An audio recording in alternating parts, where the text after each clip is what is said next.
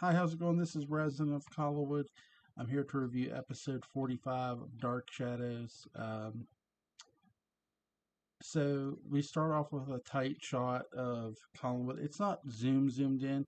You see the tower room, and you see, I want to say that's Vicky's room, the outside of it. And uh, director Leela Swift, who's directing this episode, pulls back. By the way, our writer is Francis Swan. Um, we go to the Blue Whale where Bill Malloy is on the telephone and he's trying to contact Roger. Now, by the end of the last episode, he was trying to contact Roger Collins as well. He did get a hold of Roger by the end of the last episode, but in this episode, he talks to Roger's secretary. Now, other than secretary, what's the difference? He tells Roger at the end of the last episode that if you don't show up at the Blue Whale, I will go to the police.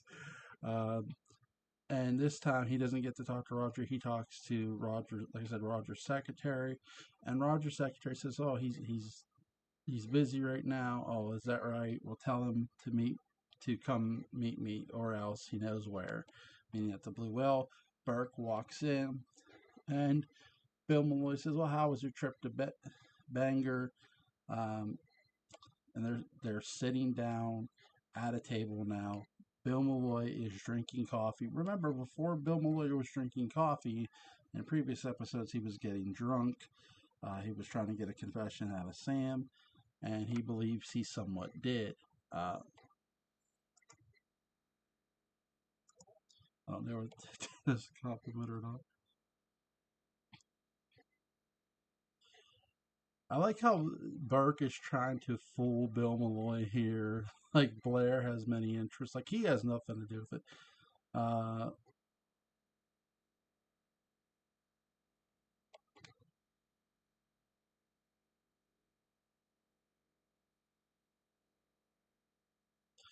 I like how Bill's basically saying bullshit. Like, don't fool me, son. Um, that's what I like about Frank Schofield's character. Again, really, really great character.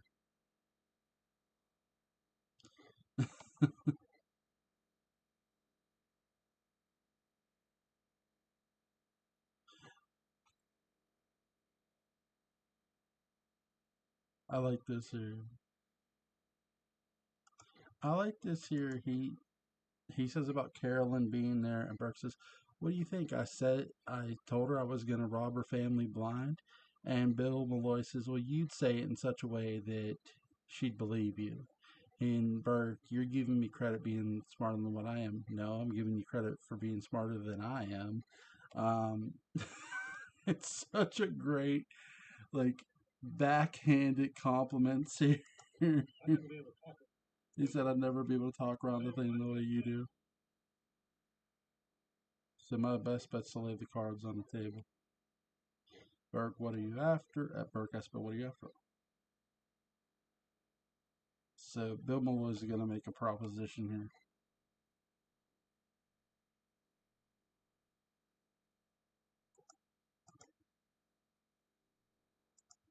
So Bill Malloy is making a deal.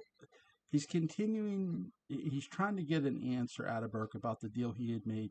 Tried to the deal he tried to make in a previous episode. He's making the same deal. He's saying, if you leave, if and he says if keyword if I can get Roger to admit that it wasn't you who killed that, did the crime, that the wrong man went to jail. If I can get him to admit that, will you quit pestering Mrs. Stoddard? I love Burke's question. Has Mrs. Stoddard said I've been pestering her? No, no, but you're making moves on her daughter. At least you're playing the sly fox, so to speak. So just saying there, Burke, buddy. Just saying. You know what I mean? Will you leave the rest of the Collins family alone? That's what Bill Malloy is asking, if you can hear me over my kid. Now, that's an interesting offer. What do you mean by the rest of the family? I mean the ones that didn't have anything to do with the accident were in 10 years ago. I like how what Bert does here. Oh, let's see. David wasn't even born yet. Carolyn was just a little girl. His starter wasn't involved. That leaves Roger Collins, doesn't it? And Bill, you know darn well what I'm thinking. I believe you've been thinking the same thing. He said, "Tell me, Miss Malloy, is there such a justice been outraged? A man shouldn't be punished for something he didn't do." Burke, I admit that a man should be punished for something he did do. And he says, Bill says, no matter who. And Burke, even if it's Roger, Bill, no matter.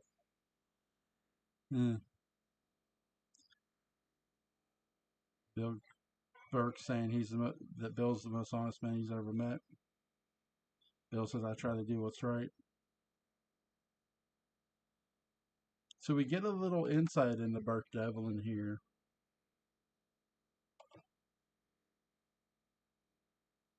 So 15, 16 years ago,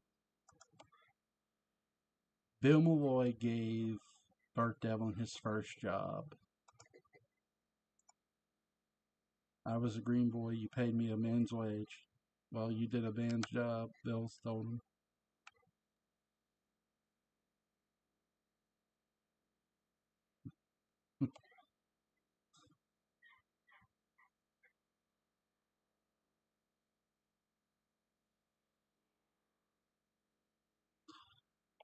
So Bill says, I'm making a straightforward offer. Burke says, okay. He said, your card's on the table. Let's see him. He says, I have a whole card to play. And Burke says, you're expecting a whole card to come here? And Bill said, yeah, it's possible. Or sorry, Bill says, yeah, it's possible. Burke says, well then, what if that don't come in? It's a great back and forth conversation between the men here. And he says, I'll have to go look for him soon. And there's Roger Collins playing darts. He's one of the men Bill Malloy's going to be looking for. We still have the scar on Roger's head here, as you hear the door music in the background. It's so good. Somebody needs to incorporate the Dora theme. The dark shadows. That was fun. Oh my god. No, I'm kidding. So Carolyn comes to her uncle's office at the cannery, and he says, "What do I owe this intrusion?" She's looking for Joe Haskell, but he says, Carolyn says, "You're my number one favorite uncle." Well, that's not much of a contest because he's the only uncle. The phone's ringing. Roger, I like how Roger's putting phones like, see what I got to deal with.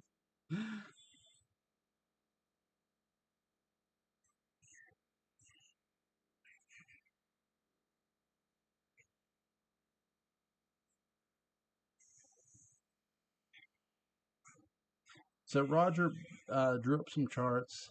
He tells him talk to Hanley in the marketing department. So Roger says he's not just a figurehead. Roger says, I see you're growing into a woman. And so you know. I like how he says, you came here with a completely bogus story.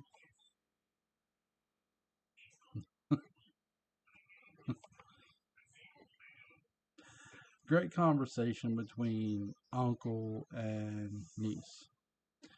And she says about Bill Malloy. He says about how Bill Malloy came to see her mom.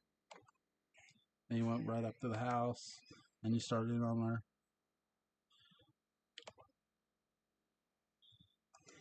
Carolyn says she doesn't know what Bill Malloy said to her mom. She's really meaning is out in the foyer. She's not meaning the stuff that where she was standing there watching him talk. Though, could she not know what he said? By not know what he said, she could also be saying, I don't know what he was really meaning or talking about, because keep in mind, Carolyn, before seeing her mother, did tell her mom that, hey, Bill Malloy, Mr. Malloy, he's been out in the Blue Whale drinking, which was shocking to her, too. So Carolyn knew that when Bill said, I'm going to do something about it, whether you want me to or not. He's meaning Roger Collins, Carolyn's uncle. I think Carolyn is just trying to dismiss it in a way, not being dumbed down, mind you, but again, you're taking, yes, it's Bill Malloy, but you're taking words out of a person who's been drinking's mouth, and that sort of, from a character standpoint, you sort of have to put that at a 50-50 scale. Yeah, he could have been telling the truth, or it could just been the liquor talk, and it's it's the same thing Bill Malloy wonders about Sam Evans. Remember about what he was telling him at the house. She said not to worry, but she's worried. She's worried about Bill Malloy.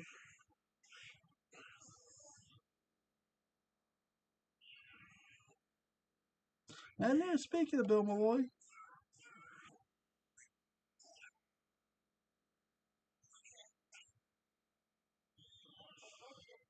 the Bill Malloy, I'm saying right here, the list is 7. We got some dramatic music. Great cue. Great music cue.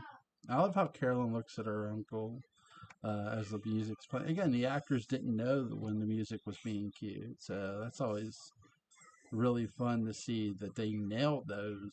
You know, that I know probably the music was cued. They made sure to cue the music when actors looked at another actor a certain way, even when, like, especially when the dramatic line was just read. But Dark Shadows just did such a great job with that. You know, it's really, and I like the fact that we get the inside of Roger's office. And he's throwing darts. He's and he answers the phone. He does actually do work. I love how Roger just stares at Bill Malloy here like I could kill you. I love it. She asked Bill Malloy where Joe Haskell is, and he said, "Go down the front gate, ask them." And Roger says, "Ah, you run along. You leave. You leave." And Carolyn does. And it's like, bye, bye. She's gonna go find Joe Haskell. He said, "I thought you were gonna meet me at the Blue Whale." She says, "I can't when you're here." He says, "This is as good a place as any for us to come to an understanding." And Roger says, "I don't know what you're talking about." I love how Roger is throwing darts and Bill Malloy is standing by the dartboard. Then he moves away from it a bit. And and Bill Malloy says, "I'm talking about the thing. Burt Devlin's trying to do everything in his power to destroy everything your family holds dear, your sister holds dear." Bill says, "If you ask me, your sister, your Elizabeth, was the person who kept you out of the prison in the first place." And he says, Roger says, "But of course I didn't ask you." I like how he's throwing darts. Roger's got some skill. Roger's got some skill. He's not hitting dead center, but he's got some skill. I know a lot of, I know some really good dart players. I like how Roger says it doesn't concern you, and Bill Malloy says it concerns the good name of Collins, and that concerns me.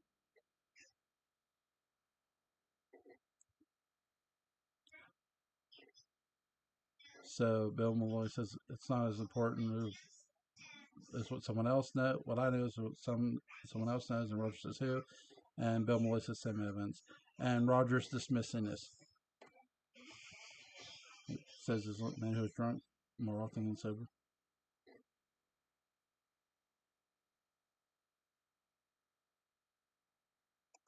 So I like this here in this episode because we still get a mention of Constable Carter, Jonas Carter. Bill Malloy says, "Well, if Sam Evans is slandering you, if he's slandering you, why don't you go to the sheriff's office and tell Jonas Carter that he is slandering you?" That's a great question, slash point. It's more of a point than a question because I think Bill Malloy by this time he knows that answer. Uh, Roger, because I don't care to rake up the past. And Bill was said, "No, it isn't. No, it isn't." So he's proven innocent. So Bill says that Burke will drag down any member of the Collins family he's dragged down. So Bill tells Roger what Sam said to him, that he's the only thing between Roger Collins and a prison sentence. I love how Roger's not breaking his poker face. He just gives a look like USOB, but he's being very calm. And Roger says, "You're insane." And Bill says, "We'll see." He's insane. Great, great music cue. This is like the Hail Mary of dart throws. Roger's got the dart. He squeezed it fist tight. By the way, you're supposed to throw the darts like this. Grip them with your fist. He's throwing them the wrong way. He chucks it, and it's bullseye. It's bullseye. Maybe he was picturing Bill Malloy's face. Who knows? Who knows, right? And there we see Jeremiah Collins, sixth generation descendant, the founder. In 1830, married to Josette. So, again, the Collins family history book. People say, why does the Collins family history book, why is it wrong here? And then they later change it. Again, we could just chalk this up to an inaccuracy because we know the Collins family history book isn't known for its accuracy. I have a theory, though. I have a theory about this whole book thing. I think it gets switched.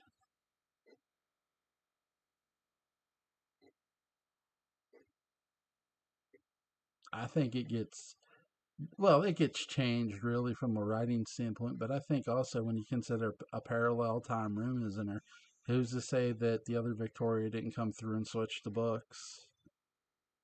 Nobody questions the time difference either. You notice that? When they make that time difference about Josette, no one questions it. That's what's really interesting. Again, there I like how Roger calls the Collins family history book the Bible. It's an inaccurate Bible.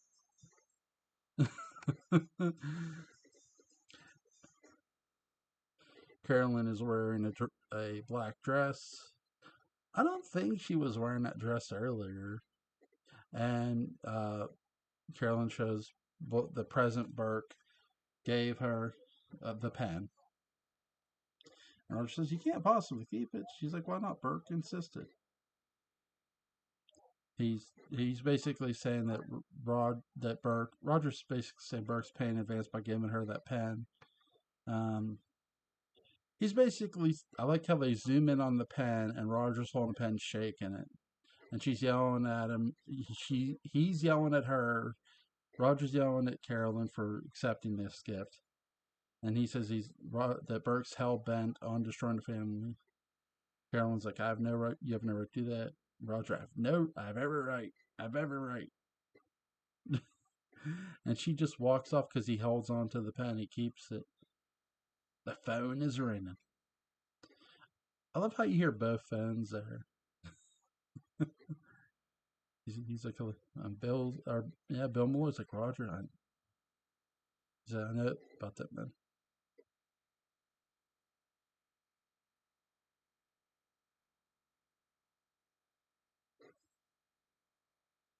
And Roger asks if you have no loyalty to the family hierarchy. He said, "Yes, that's exactly what I have.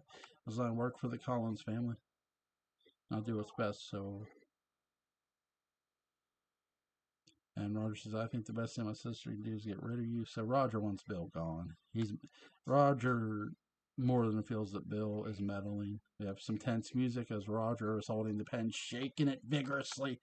"I will shake a pen vigorously in your direction." Hold on. That's Roger. That's my Roger impersonation. I'm left-handed. Sorry, Roger isn't.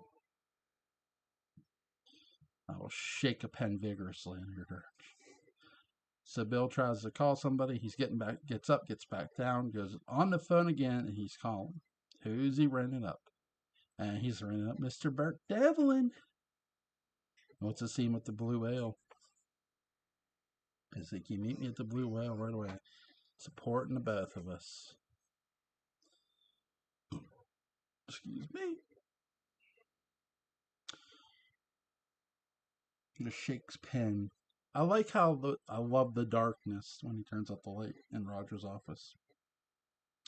Roger's taking a drink of brandy or sherry. It's really tea. Carolyn picks up the Collins family, comes back in drunk, picks up the family history book, and is walking out. And Roger's basically trying to give a half-hearted apology here. And Roger's like, "Oh, come on, kitten." And watch for he pulls out the pen and he's offering it to her. He's like, "Oh, here, take it back." And Carolyn's like, "No, I don't want it now. You made it seem sordid, basically dirty. I'm gonna offer this pen.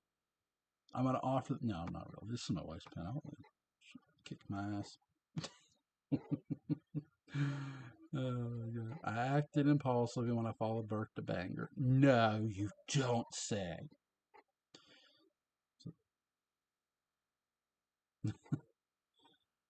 I love Roger's question. Why would you follow him? She says it's about how everyone makes him sound so mysterious, makes him intriguing. She cannot admit to other people that she's attracted to him. If Vicky was in that room, this Victoria Winters would say, "Come on, you are attracted to Burke." I think even Liz would call that out. But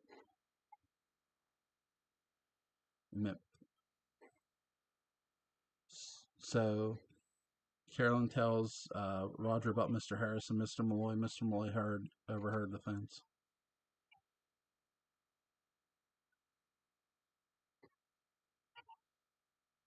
Roger would obviously did it pay off. It was Blue. He works for a New York syndicate that's looking to the Collins interest. I love how they film Roger drinking and going over to the window. Good tracking shot. And he says, "Oh, that's why Mr. Malloy's on the warpath," Roger says. And he thinks Devlin is starting to make his move against our family. And he thinks he knows a way to stop him. And he says, "Well, he will not be his sacrificial lamb," Roger says. And there's Burke Devlin in the Blue Whale drinking. It's not liquor. And there's Burke Devlin. Here's Bill Malloy. So here we go. Here's the offer.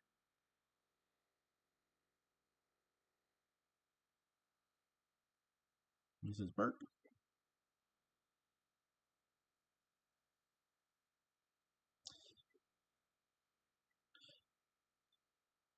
So,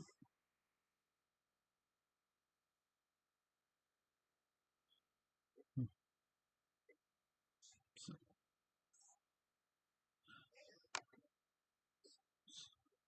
so he tells him Roger's the only one you have the hooks out toward Roger.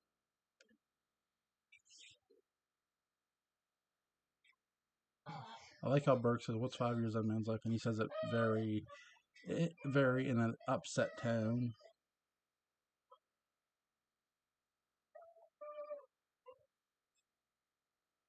He's, or you want me to lay off the Collins family, and in return, you're offering me Roger Collins and Bill Malloy on a silver platter. Great line.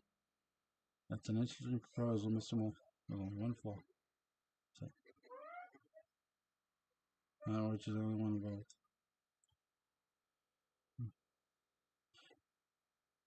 Bill says, "I have a whole card to play, I told you, and I'm ready to play it at 11 o'clock at Roger's office.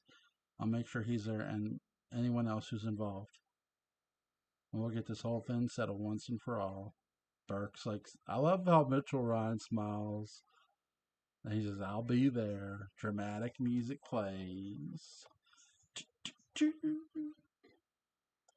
And that's the end of the episode. Bill Malloy or Frank Schofield's character Bill Malloy is not long for the DS universe. He's going to be killed off. We are going to get Bill Malloy's ghost eventually, which is going to be cool as fuck. I really enjoy Frank Schofield's performance. that his character gets killed off. It is a huge roll of the dice for Dark Shadows to kill off its first real sort of major character, because Bill Malloy had become a major character by this point in time. He was in the forefront of all this, of uncovering the truth of what really happened 10 years ago. And I want to make this point now. not because I don't want to make it later, because I am going to cover Bill Malloy's death, and I'm going to do a character retrospective of Matthew Morgan here. Not today. I got another video too. But I do like the fact that Dark Shadows made the decision to take a chance by killing the main character off. By killing the main character off, it gives that ideal of unpredictability. Hey, if we're killing off this guy, who might we get rid of next? You never know. And yes, I'm shaking my pen vigorously in your direction. Take it however you please. No. My pen is not as fancy on the one's Dark Shadows, unfortunately, but I call it mine. Great episode. I hope you guys enjoyed the review. Take care.